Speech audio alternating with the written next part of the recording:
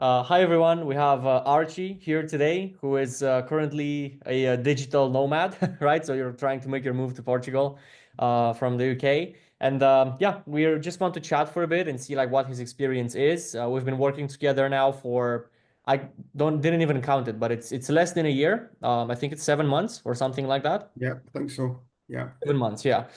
So yeah, let's get right into it. Archie, like before I ask you a couple of questions, why don't you first introduce yourself? Let people know what type of freelancer you are, what kind of projects you work on, and so on.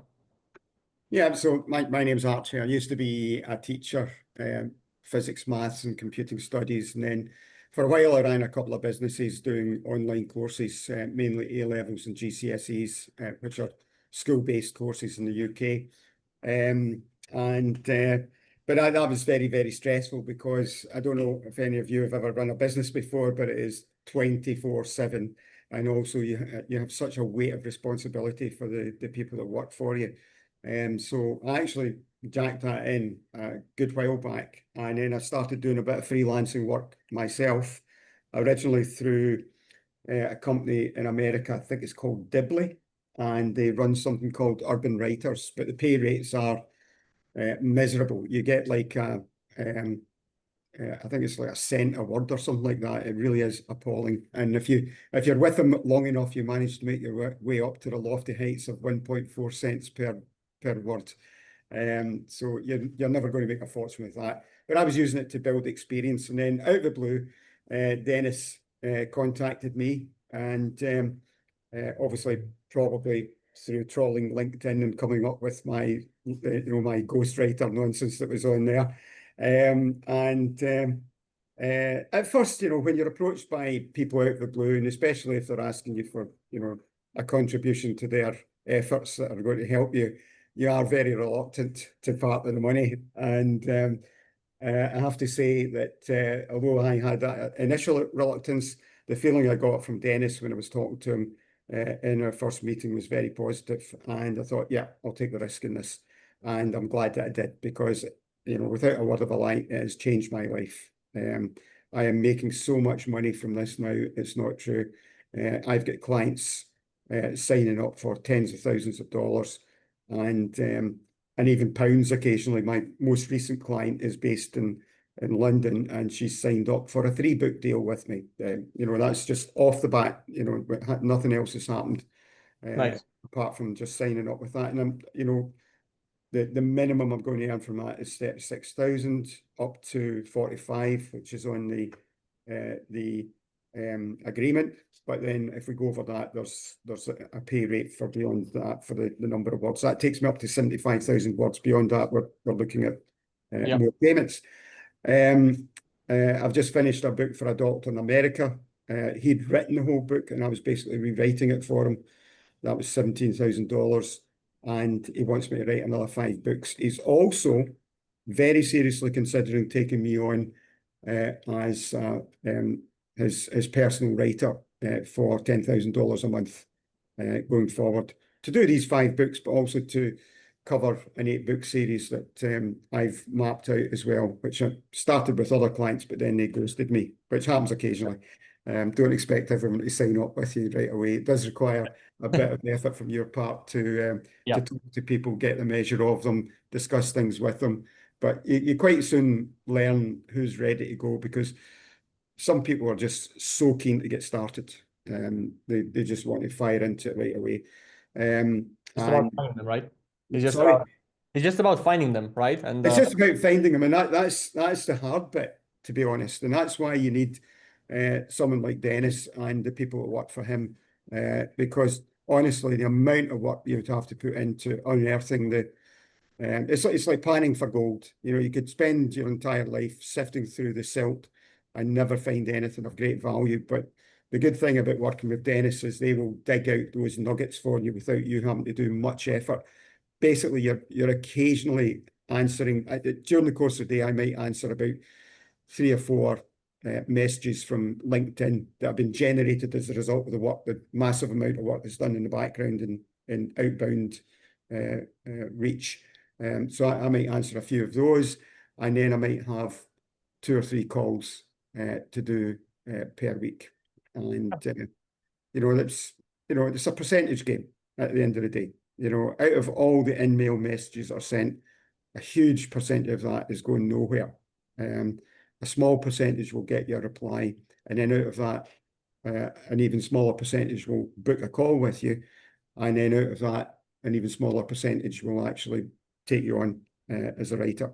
Yeah.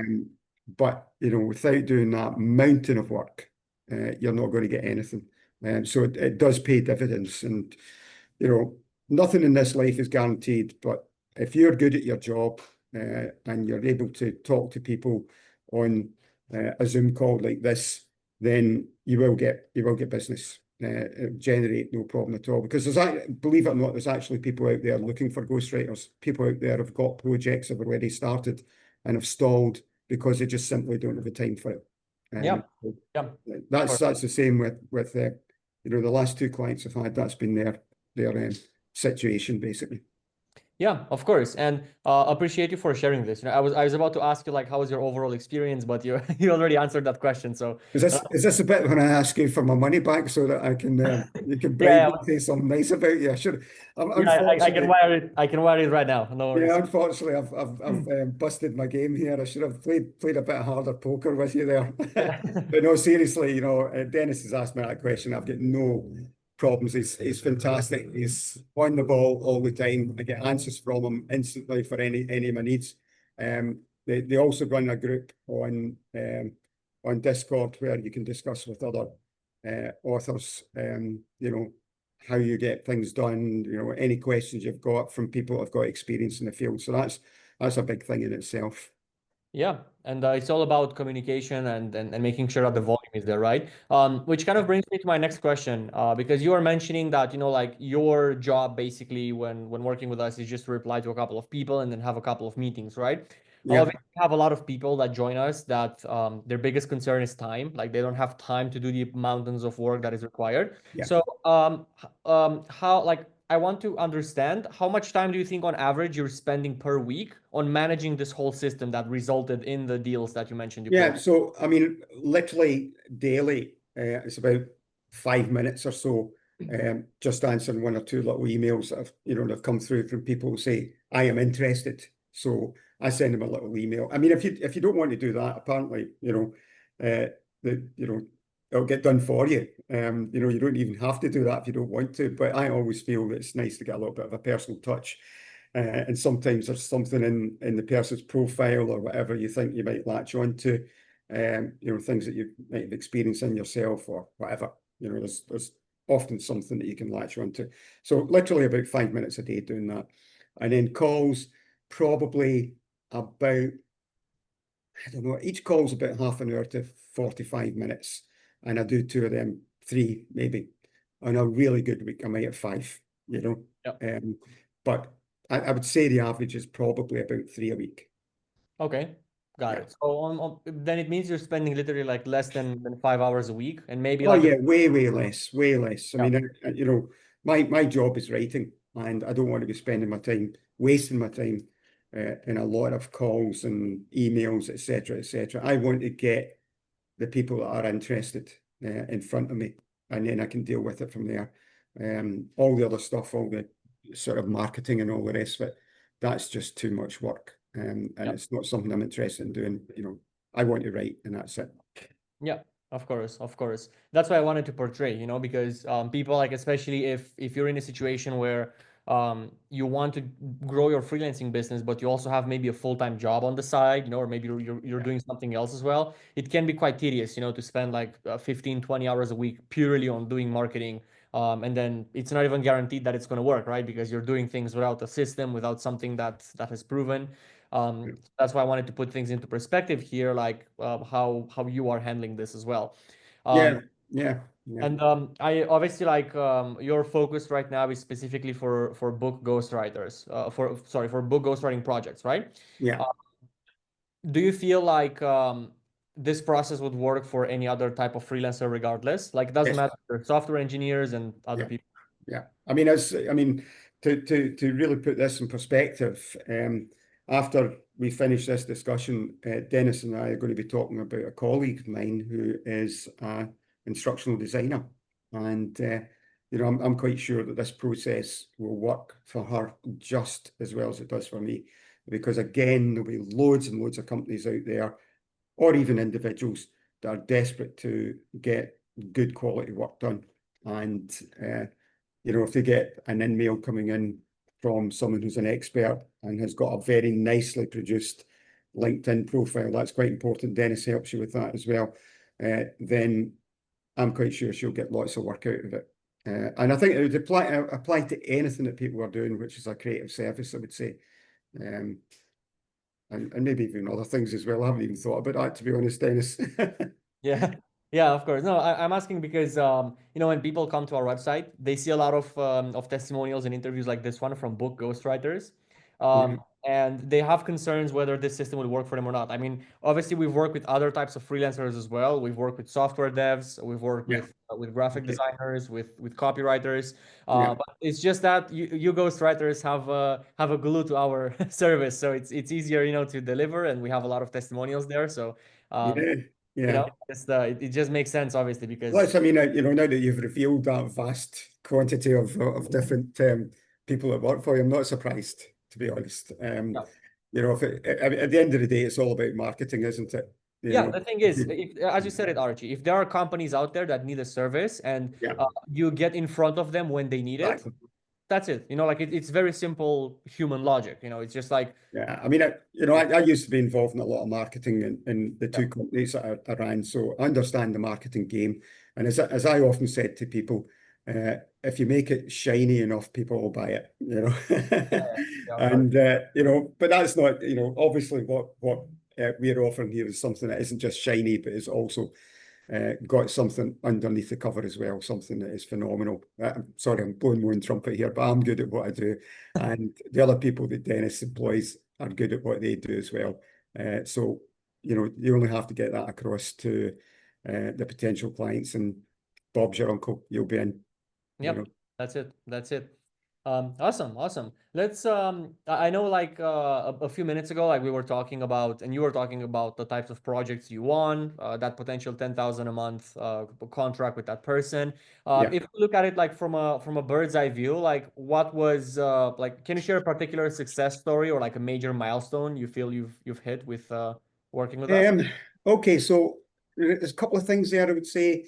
The last one I wrote, which was published on the 4th of July, actually, because the guy he's American, he wanted it out on that day.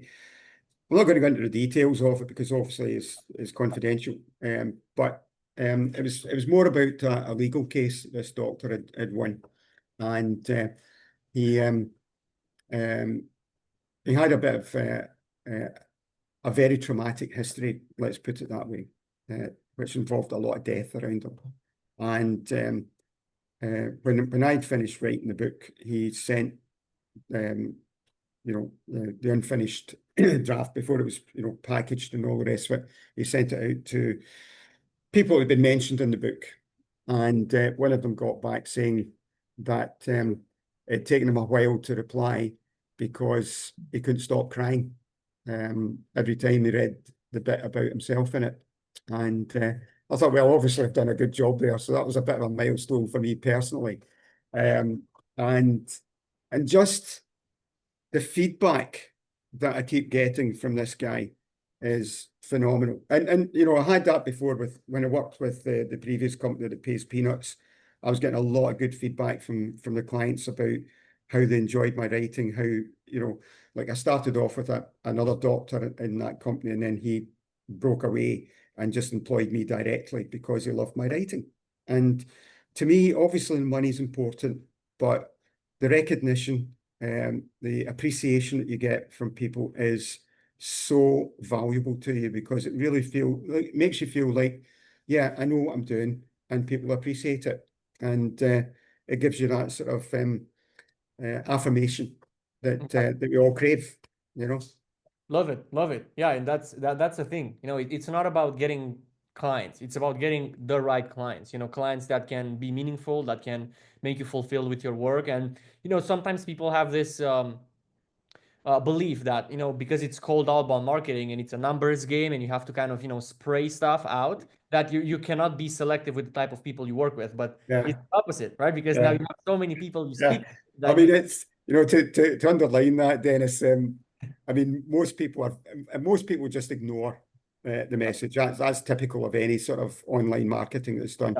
yeah, It's only a percentage that actually respond to it. And most people are actually responding politely to say, no, thank you, and best wishes and all that sort of thing. But you occasionally get some that just make you laugh out loud. I mean, I'm offering ghostwriting, and someone wrote back saying, uh, "No one would want that."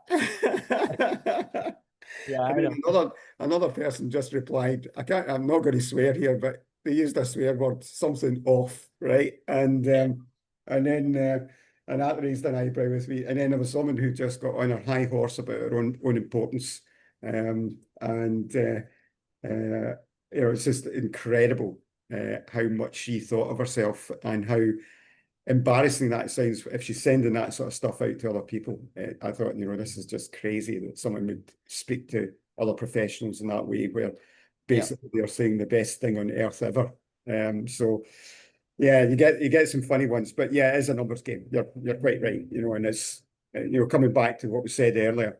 If you don't have someone to do the numbers for you, then you're just going to spend your entire life chasing rainbows. You're not going to actually get any work done. You're not going to get any clients because there's just so much work to be done Yeah. in order to unearth those nuggets, as I mentioned earlier on.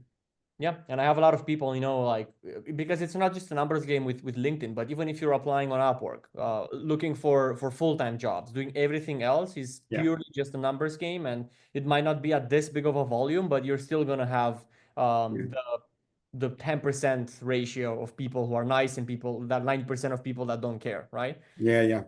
So that's the key thing there. Now, one more thing you mentioned is that obviously, that just like any sane person, you were a bit skeptical, Oh before yeah, posting and pulling the trigger, like anyone would be. And I appreciate people when they take it with a grain of salt because it means they're serious. yeah. What were your initial hesitations before pulling the trigger, and um, how have those changed basically after you did? Yeah. I think there's an old saying, if it's too good to be true, then it isn't, And the initial approach from Dennis is like, we're going to make you a fortune sort of thing. And I'm thinking, there's an old Scottish saying, aye, right. And but added to that, I'm always very risk averse when it comes to people contacting me online. And despite that, earlier on that year, I'd been caught in a very, very sophisticated online scam that even got past my, radar, and I lost £600 in it before I realised just how dodgy it was getting. So I was coming into this feeling, very unsure about what I was getting myself into. So I thought I'll just have a meeting with him. It's no skin off my nose to do that, Yeah. and I'll assess what the situation's like. And but when I got talking to Dennis, and as you can see from the conversation we're having here just now, he's a guy who knows what he's doing. He's very approachable. I get very, very good vibes from him. But then, of course, really good con people, that's their métier, isn't it? But we very, very quickly established a good working relationship, and I realised from the get-go that this was something that was very positive for me. And I think one of the things that really, really helped me was seeing the other videos that you made back then with previous clients of yours. That's a huge bonus, because like any form of marketing, testimonials are absolute gold dust. And so I watched all of them, and I would urge anyone that's coming on board with Dennis and all that, put your mind at rest. Just look at all those testimonials he's got in the site. Those are real people like me. If you want to contact me independently, check out if I'm a bona fide human being and not some clever AI bot, then feel free. And Dennis, if you want to pass my name, email details on to anyone else, I'll gladly do that, because not only will it help you, it'll help them, and also I feel like I'm paying you back in some way for Yeah. what you've done for me and literally changing my life. Yeah. Oh, appreciate it, Archie. And how do you feel being one of the one of the people on the testimonial page now? Yeah, I haven't discussed my performance bonus rates yet, have Yeah, we're going to I? talk about that for sure. No, no, it's fine, Dennis. You can go ahead with that. I know, of course, of course. Yeah, Okay, so to wrap things up, and I really appreciate your answers here. I think this is going to be super valuable for a lot of people. yeah, And maybe we're going to have some Scottish people also, relating better with you because of the locality there. yeah. Um, if someone is watching this right now, obviously, right? That's why it's put up. Mhm. What would you like? You kind of already gave me the answer to this, but is there anything else you would tell them right now, just as your advice from the perspective of someone Yeah, who's working with us yeah. for? I think with anything in life where it involves a big decision, the the thing that people tend to do is to procrastinate and to think, yeah, well, I'll take some time to think about it and all that sort of thing. And I mean, everyone does it. I do it myself. And when I used to run the company that was selling online courses, sometimes people would phone up and they would be paying about £1,000 if they were buying 3 courses. And obviously it's a big investment. And these people were desperate because they needed these qualifications to get further on in life, get better jobs and all this sort of thing. And I used to have a chat with them and I say, like, it's like that moment where you're wanting to jump off the high board, you know. You hesitate and you hesitate. The more you hesitate, the less likely you are to do it, the more likely you are to come back and walk down the steps. The best thing to do if you're in a situation like that is when you get on the board, walk to the end and just keep going, just jump off. And so my advice to you individually is don't hesitate. If you've got a feeling that this is right for you and it's going to you're good at what you do, then just do it. Just get in there as quick as you can and let Dennis do the donkey work and you just well, you're not going to run off with the cash. You do have to do some work, but you'll be doing the work that you're good at rather than the work that is boring and very, very time consuming. I Yeah. don't know if that helps, Dennis, but there Helps a you go. lot.